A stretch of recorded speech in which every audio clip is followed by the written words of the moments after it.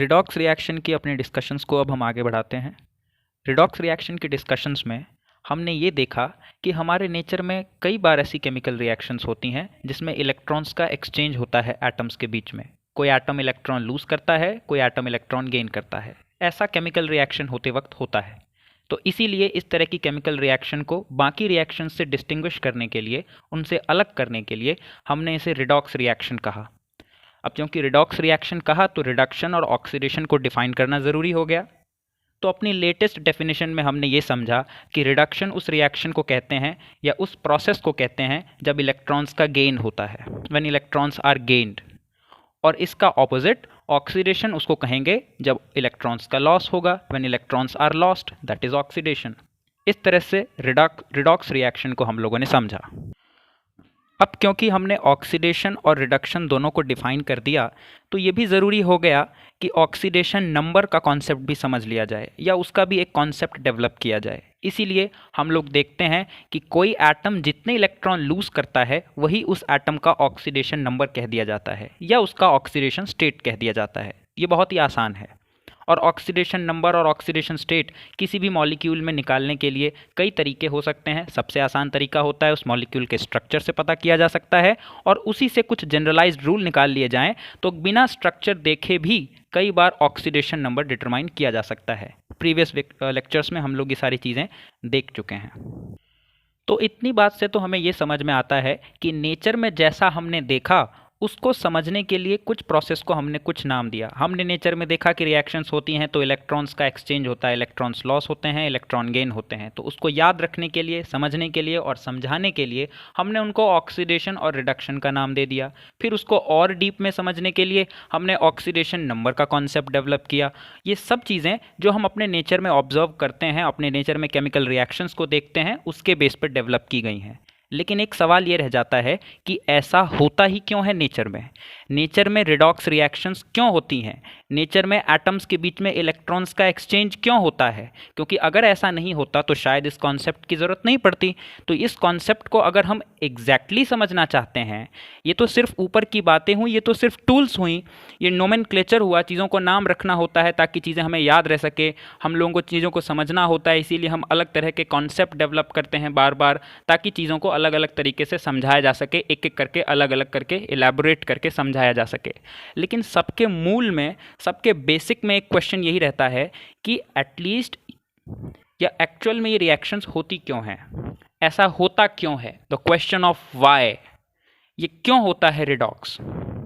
क्यों कोई atom electron lose करता है, कोई एटम इलेक्ट्रॉन गेन करता है? ऐसा क्यों होता है? और ये कैसे डिसाइड होता है कि कौन सा एटम इलेक्ट्रॉन लूज करेगा और कौन सा एटम इलेक्ट्रॉन गेन करेगा?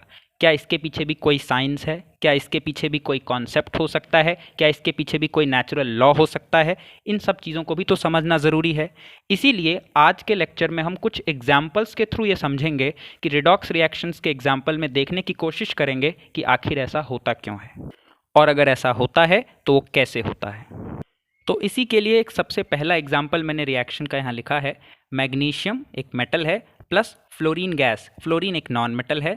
दोनों को अगर कंबाइन करें, दोनों आपस में कंबाइन होते हैं और एक कंपाउंड बनता है मैग्नीशियम फ्लोराइड, MgF2।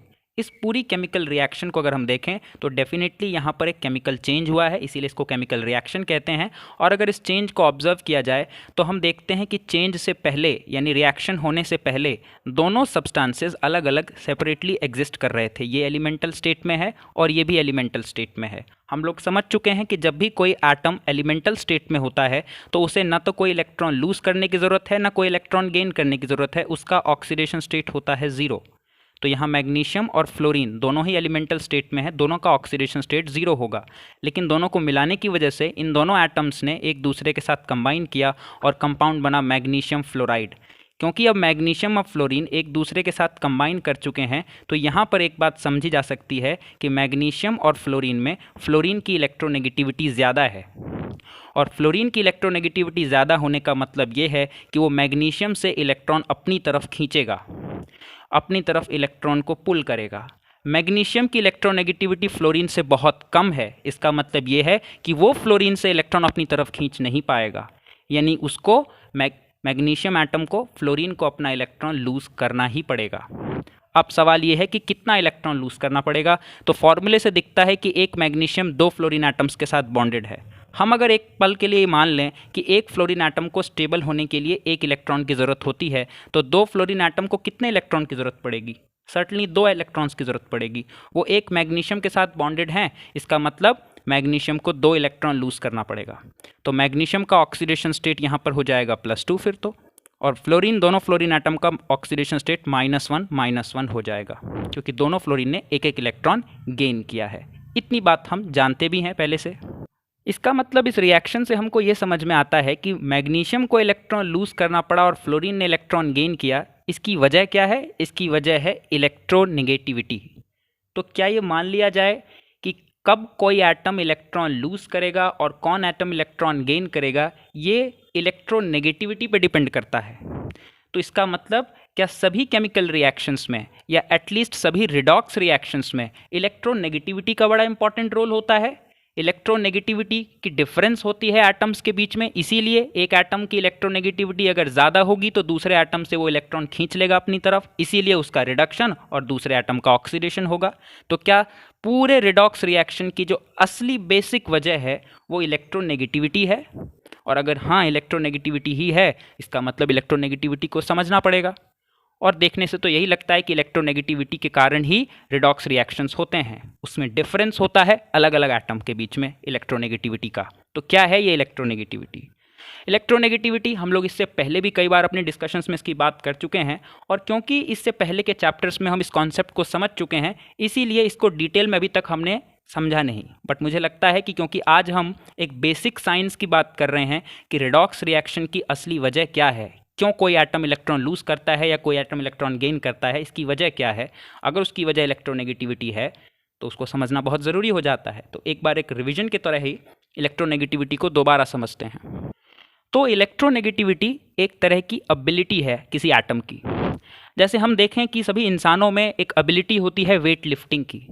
जितने भी इंसान हैं सभी ह्यूमंस हैं, लेकिन सबकी एबिलिटी वेट लिफ्टिंग में अलग अलग होती है। कोई बहुत अधिक वेट उठा सकता है, कोई बहुत कम वेट उठा सकता है।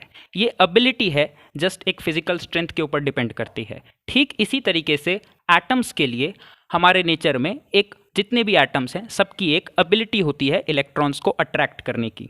किसी में ये एबिलिटी बहुत ज़्यादा होती है, स्ट्रांग होती है, किसी में बहुत कम होती है। तो ये एबिलिटी होती क्यों है, पहले इसको समझेंगे और फिर ये समझेंगे कि किस में ज़्यादा होती है और किस में कम होती है, उसकी क्या वजह है। तो हम सब जानते हैं कि एटम में एक न्यूक्लियस है और न्यूक्लियस में पॉजिटिवली चार्ज्ड प्रोटॉन्स होते हैं और वो अपने सारे इलेक्ट्रॉन्स को अपनी तरफ अट्रैक्ट करके रखते हैं। इसीलिए एटम में सेंटर में न्यूक्लियस और उससे सराउंडेड होते हैं सारे, उसको चारों तरफ से सराउंड करते हैं उसके इलेक्ट्रॉन्स, और वो इलेक्ट्रॉन्स अट्रैक्टेड होते हैं न्यूक्लियस से, क्योंकि पॉजिटिव चार्ज और इलेक्ट्रॉन्स जो कि नेगेटिवली चार्ज्ड हैं उनमें एक इलेक्ट्रोस्टैटिक अट्रैक्शन होता ही है, एक यूनिवर्सल फोर्स ऑफ अट्रैक्शन है। लेकिन क्योंकि पॉजिटिव और नेगेटिव चार्जेस में हमेशा अट्रैक्शन होता है, तो वो एटम, उसका न्यूक्लियस अपने इलेक्ट्रॉन को तो अट्रैक्ट करता ही है, लेकिन अगर उसके पास कोई दूसरा इलेक्ट्रॉन बाहर से दिख जाए तो क्या उसे अट्रैक्ट नहीं करेगा? नेचुरली अट्रैक्शन होगा, क्योंकि ये एक यूनिवर्सल अट्रैक्शन है। जहाँ भी दो ऑपोजिट चार्जेस होंगे उनमें हमेशा एक अट्रैक्शन होगा ही होगा। और हम लोग हायर क्लासेस में पढ़ेंगे, 12th क्लास में पढ़ेंगे कि इलेक्ट्रोस्टैटिक अट्रैक्शन 2 फैक्टर्स पे डिपेंड करता है, चार्ज के मैग्नीट्यूड पे, कि पॉजिटिव और नेगेटिव चार्ज का मैग्नीट्यूड कितना ज़्यादा है, जितना ज़्यादा मैग्नीट्यूड होगा अट्रैक्शन उतना स्ट्रांग होगा, और इन्वर्सली प्रोपोर्शनल है उनके बीच के सेपरेशन के, यानी उन दोनों चार्जेस में, ऑपोजिट चार्जेस में सेपरेशन जितना ज़्यादा होगा, डिस्टेंस जितना ज़्यादा होगा, फोर्स उनके बीच में उतना कम लगेगा। ये बात अगर हम समझ लें तो इससे समझ में आ जाता है कि हर एटम अपने इलेक्ट्रॉन को तो अट्रैक्ट करता ही है अपने न्यूक्लियस के थ्रू, यानी कि हर एटम का न्यूक्लियस अपने इलेक्ट्रॉन को तो अट्रैक्ट करता ही है, लेकिन अगर उसके बगल में बहुत क्लोज कोई दूसरा एटम आ जाए तो वो उसके इलेक्ट्रॉन्स को भी अपनी तरफ खींचने के लिए फोर्स लगाता है, क्योंकि एक यूनिवर्सल फोर्स है इलेक्ट्रोस्टैटिक का, वो लगेगा ही लगेगा। अब किसी किसी एटम में ये फोर्स बहुत स्ट्रांग लग सकता है, कोई कोई एटम ये फोर्स बहुत वीक लगा सकता है। इसके लिए फैक्टर वही हो सकते हैं, या तो किसी एटम में मैग्नीट्यूड बहुत कम हो चार्ज का, पॉजिटिव चार्ज का या नेगेटिव चार्ज का, या फिर उन दोनों एटम्स के बीच में डिस्टेंस ज़्यादा हो जाए, यानी कि साइज़ का फैक्टर भी है। हमें उन फैक्टर्स में नहीं जाना है, लेकिन इतनी बात ज़रूर याद रखी जा सकती है कि इलेक्ट्रोनेगेटिविटी हर एटम की होती है, किसी की ज़्यादा किसी की कम। इसका मतलब it is the tendency of an atom और ability of an atom to attract electrons towards itself. In simplest words इसको इस तरह से डिफाइन किया जा सकता है। And electronegativity is inversely proportional to size of atom और एटॉमिक साइज। एटॉमिक साइज ज़्यादा होगा तो इलेक्ट्रोनेगेटिविटी कम होगी। अगर इसको समझना है क्यों, तो हमने यहाँ पे दो डायग्राम्स देखे, एक एटम है ये और एक एटम है ये। डेफिनेटली नीचे वाले एटम का एटॉमिक साइज काफ़ी बड़ा है, डायग्राम से दिख रहा है। अगर ये माने कि दोनों के न्यूक्लियस में लगभग एक जैसा पॉजिटिव चार्ज है, same amount of positive charge है, तो कौन सा एटम इलेक्ट्रॉन को ज़्यादा स्ट्रांगली अपनी तरफ अट्रैक्ट कर पाएगा? सर्टनली ये वाला एटम जो साइज़ में छोटा है, क्योंकि इसके न्यूक्लियस में और इस एक्सटर्नल इलेक्ट्रॉन में डिस्टेंस बहुत कम है, सेपरेशन बहुत कम है। और हमने कहा था कि सेपरेशन जितना ज़्यादा होता है फोर्स ऑफ अट्रैक्शन उतना कम होता है। तो यहाँ सेपरेशन कम है तो फोर्स ऑफ अट्रैक्शन उतना ज़्यादा होगा, because both are inversely proportional to each other. इसमें अट्रैक्शन उतना कम होगा क्योंकि इसमें सेपरेशन ऊपर वाले से ज़्यादा है, तो डेफिनेटली स्ट्रॉन्ग अट्रैक्शन इसमें होगा। हालांकि मैंने यहाँ पे ज़रूर ये कहा है कि दोनों के न्यूक्लियस पे same amount of positive charge है, बट ऐसा पॉसिबल नहीं है। जस्ट हमने एक अजम्पशन किया है ये समझाने के लिए कि एटॉमिक साइज़ का क्या असर पड़ता है, यानी कि जिस एटम के साइज़ छोटा होगा जितना, वो उतना स्ट्रॉन्ग इलेक्ट्रोनेगेटिव होगा, उतना हाईली इलेक्ट्रोनेगेटिव माना जाएगा, और जो एटम जितना बड़े साइज़ का होगा उसकी इलेक्ट्रोनेगेटिविटी उतनी कम मानी जाएगी। तो ये बात हमें समझ लेनी चाहिए आसानी से। हालांकि इलेक्ट्रोनेगेटिविटी में एक फैक्टर और भी है कि हर एटम के पास नंबर ऑफ इलेक्ट्रॉन्स भी अलग अलग होते हैं, डिफरेंट होते हैं, और एक बाहर से जो इलेक्ट्रॉन आएगा उस पर रिपल्शन होगा, क्योंकि एक एटम में पहले से भी कुछ इलेक्ट्रॉन्स मौजूद हैं और बाहर से आने वाले इलेक्ट्रॉन को वो रिपेल करेंगे, क्योंकि like charges repel each other. तो इलेक्ट्रॉन एक दूसरे को रिपेल करते हैं, तो इंटरनल इलेक्ट्रॉन्स एक्सटर्नल इलेक्ट्रॉन को रिपेल करेंगे। और लेकिन सभी एटम का न्यूक्लियस एक्सटर्नल इलेक्ट्रॉन को अट्रैक्ट करेगा। अब इन दोनों का जो एक एवरेज इंपैक्ट पड़ेगा, इससे उस एटम की इलेक्ट्रोनेगेटिविटी डिफाइन की जा सकती है। लेकिन एक जनरल रूल अगर हमको याद रखना है तो आसान ये रहता है समझने के लिए कि electronegativity is inversely proportional to atomic size. एक सिंपलिस्टिक क्लैरिटी हमको रहनी चाहिए।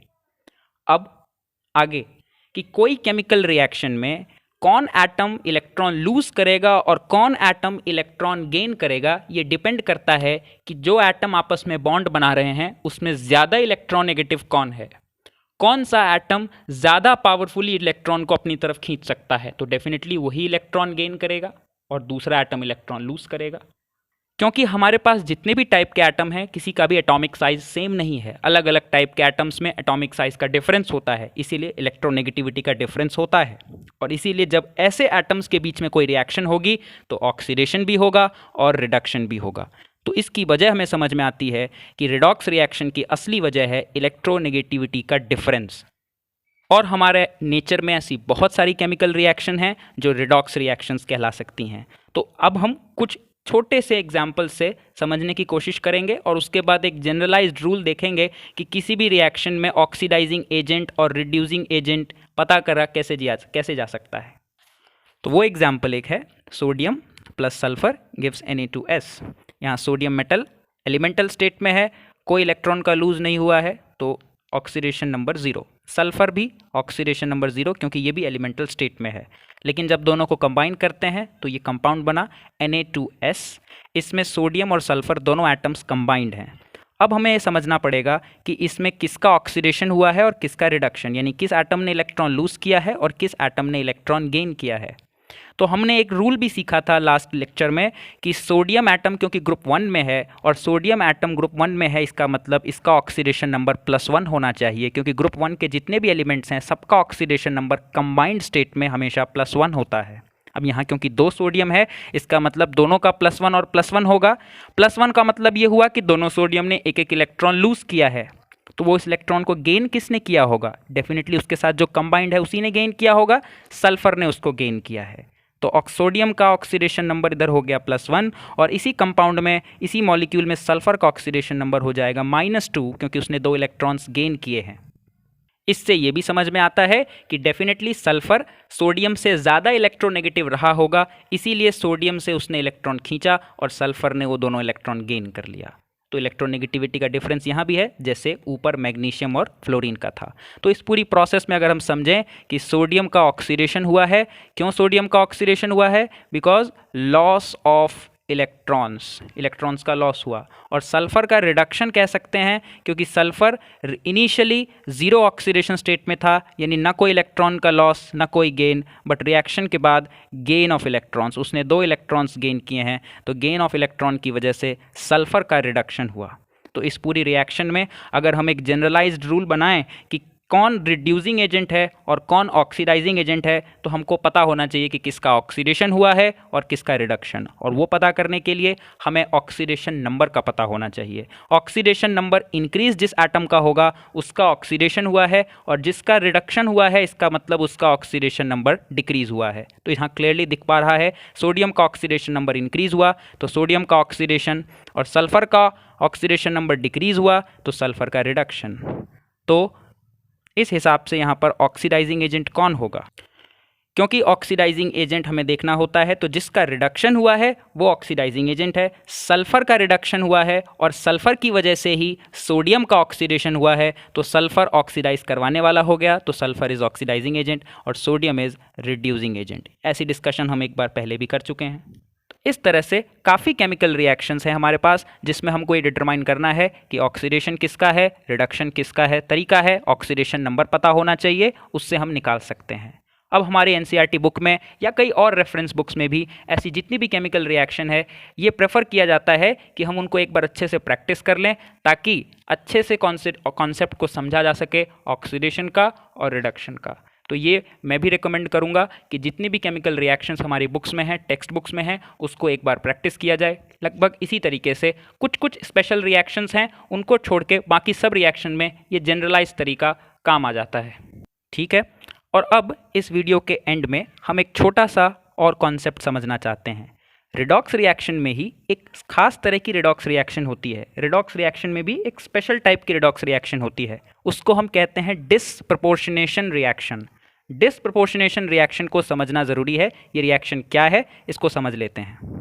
तो डिसप्रपोर्शनेशन रिएक्शन क्या है? A special type of redox reaction in which the atoms of same element undergoes oxidation as well as reduction atoms of same element। इस पे ध्यान रखेंगे ज़रा। ऐसी कोई रिडॉक्स रिएक्शन जिसमें एक ही एलिमेंट के एटम्स का ऑक्सीडेशन भी हो रहा हो और रिडक्शन भी हो रहा हो। इसको अगर और डिटेल में समझना है क्लियरली तो एक एग्जांपल इसके लिए काफ़ी है। Fe2Cl2। Fe2Cl2 में Fe सेलेनियम है, ग्रुप 16 का एक एलिमेंट है। तो Fe2Cl2 इसका जब डिकम्पोजिशन होता है तो ये SeCl4 प्लस Fe में कन्वर्ट हो जाता है और ये रिएक्शन बैलेंस्ड भी है। तो हम देख पा रहे हैं कि हमारे पास रिएक्शन से पहले टोटल सेलेनियम के 4 एटम्स हैं। Fe2Cl2 के 2 मॉलिक्यूल्स यानी टोटल सेलेनियम के 4 एटम्स हैं। रिएक्शन के बाद भी इधर 1 सेलेनियम और 3 सेलेनियम, टोटल 4 एटम है और क्लोरीन एटम्स भी बैलेंस्ड हैं। तो एक बैलेंस्ड रिएक्शन भी मैंने जानबूझ के लिखी है ताकि किसी तरह की कोई कन्फ्यूजन आगे डेवलप ना हो। अब यहाँ पर देखते हैं कि किसका ऑक्सीडेशन हुआ होगा और किसका रिडक्शन हुआ होगा, वो समझते हैं। एक बात पहले ध्यान में समझ लेनी चाहिए कि यहाँ पे क्लोरीन ग्रुप 17 का एलिमेंट है और हमने कहा था कि in most cases selenium chlorine जो है उसका ऑक्सीडेशन नंबर -1 रहेगा, क्योंकि सेलेनियम क्लोरीन से ज़्यादा इलेक्ट्रोनेगेटिव नहीं है, उससे कम इलेक्ट्रोनेगेटिव है, तो क्लोरीन उससे एक इलेक्ट्रॉन अपनी तरफ खींचेगा और क्लोरीन का ऑक्सीडेशन स्टेट हर बार -1 होगा जहाँ कहीं भी क्लोरीन दिख रहा है। अब जरा सेलेनियम का ऑक्सीडेशन स्टेट पता करते हैं। तो Fe2Cl2 मॉलिक्यूल है, इस एक मॉलिक्यूल के अंदर सेलेनियम के 2 एटम हैं, दोनों सेलेनियम एटम्स का ऑक्सीडेशन स्टेट क्या क्या हो सकता है उसको कैसे कैलकुलेट करेंगे, तो ये हम लोग सीख चुके हैं लास्ट लेक्चर में। हम एक सेलेनियम एटम का ऑक्सीडेशन स्टेट मान लेते हैं X, क्योंकि 2 सेलेनियम है तो X + X यानी कि 2X। और क्लोरीन का ऑक्सीडेशन स्टेट एक क्लोरीन का होता है -1, यहाँ 2 क्लोरीन है तो -1 × 2 यानी 2 × -1, यानी कि सभी ऑक्सीडेशन स्टेट्स का सम कर लेना चाहिए। ये हम लोग रूल समझ चुके हैं लास्ट क्लास में, तो ज़्यादा दिक्कत नहीं होनी चाहिए इसमें। ओवरऑल चार्ज इस पे 0 है तो इसको इक्वेट कर देंगे 0 से। इससे x की वैल्यू हम लोग कैलकुलेट कर सकते हैं और वो आती है +1। तो यहाँ सेलेनियम का ऑक्सीडेशन स्टेट +1 हो गया।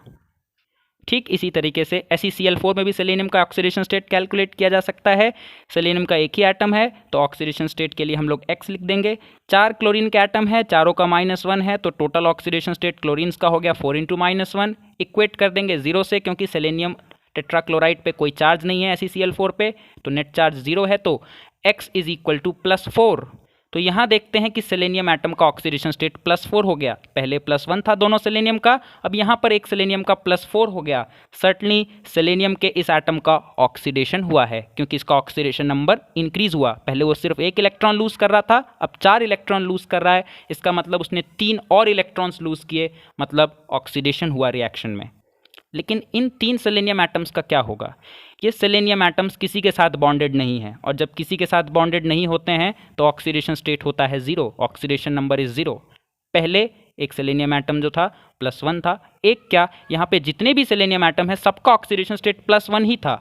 लेकिन रिएक्शन के बाद हम देखते हैं कि कुछ सेलेनियम एटम का ऑक्सीडेशन स्टेट +4 हो जाता है और बाकियों का 0 हो जाता है, यानी एक बार इंक्रीज भी हो रहा है और कुछ के लिए डिक्रीज भी हो रहा है। तो रिडक्शन भी सेलेनियम का हुआ, ऑक्सीडेशन भी सेलेनियम का हुआ, इसलिए इस रिडॉक्स रिएक्शन को डिस्प्रपोर्शनेशन रिएक्शन कहते हैं। आई होप ये बात क्लियर है। अगर क्लियर नहीं है तो एक एग्जाम्पल के थ्रू और समझा जा सकता है, और वो example Cl2 + OH- give ClO- plus chloride ion Cl-।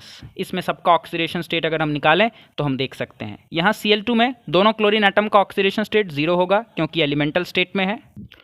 OH- में ऑक्सीडेशन स्टेट ऑक्सीजन का -2 ही होगा, हाइड्रोजन का +1 ही होगा, तो इसकी बात अभी हम नहीं करेंगे। यहाँ ClO- में ऑक्सीडेशन स्टेट क्लोरीन एटम का डिटरमाइन करते हैं। वंस अगेन ऑक्सीजन का हमको -2 मान के चलना है, मोस्ट केसेस में -2 होता है। तो क्लोरीन X एक ऑक्सीजन के लिए -2, यहाँ पर क्योंकि एक ही ऑक्सीजन है तो 1 × -2 इक्वेट कर देंगे इसके ओवरऑल चार्ज से। ये रूल हमने लास्ट क्लास में सीखा था कि किसी आयन के ऊपर जो भी चार्ज होता है उससे इक्वेट किया जाता है, क्योंकि sum of all the oxidation state should be equal to the net charge on the atom, on the molecule और ऑन द आयन।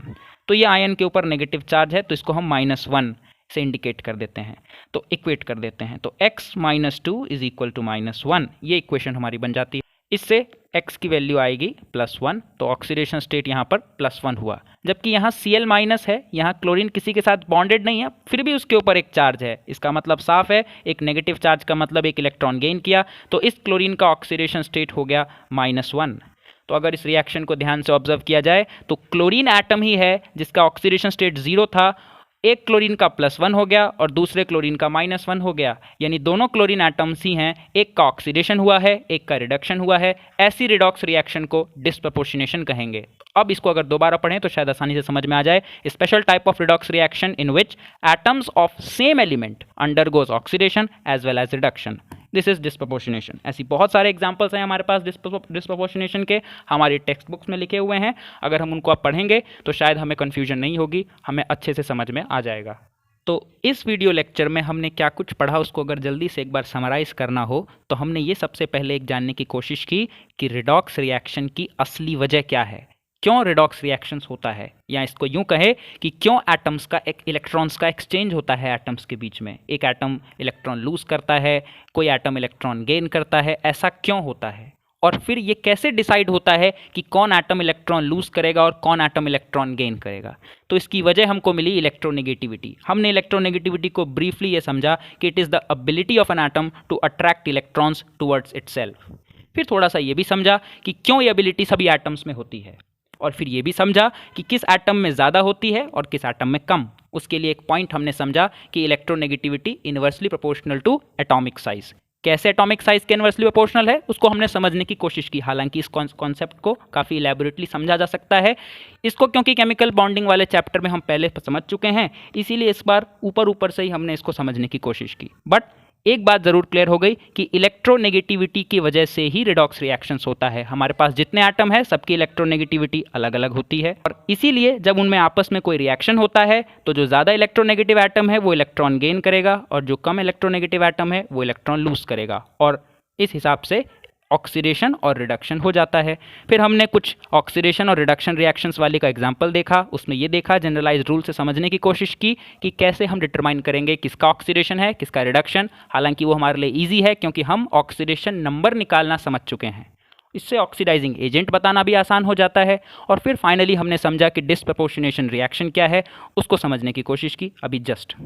तो इस तरह से अब हम लोग रिडॉक्स रिएक्शन में जो बेसिक कॉन्सेप्ट्स थे उसके साथ साथ एग्जाम्पल्स भी समझ चुके हैं, रिडॉक्स का कॉज भी समझ चुके हैं। अब एक जस्ट लास्ट चीज़ बैलेंसिंग रह जाती है जिसे हम नेक्स्ट वीडियो में कंक्लूड कर लेंगे। तो thank you for this video.